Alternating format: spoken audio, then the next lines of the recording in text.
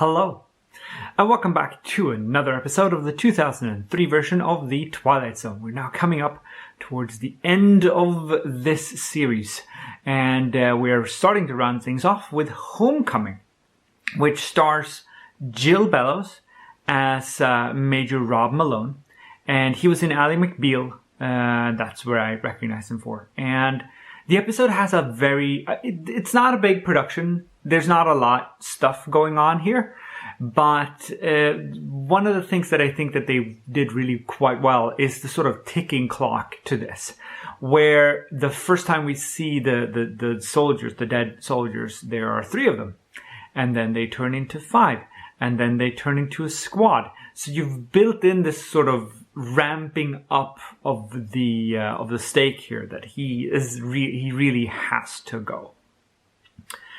In the very final scene, he says that Delta Force has a motto: leave no man behind. And that isn't true, and it's also easily fact-checked.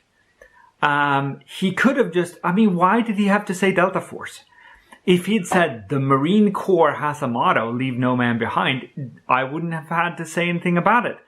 Because Delta Force doesn't say leave no man behind. That's a Marine Corps thing. Delta Force says Senpari, without equal. They're more than happy to leave people behind, I guess. I don't know. But it's a baffling thing to get wrong. Because I don't see the reason for it. And then he walks off and you have this lovely fade as they disappear off into the nothingness. And that is the end of the episode. It's not a big episode. It doesn't have a lot, going on in terms of the production and stuff. And the story is kind of meh. But that's okay. That happens too. Because next week, we're going to make a real sacrifice. And I look forward to seeing you then. Take care now.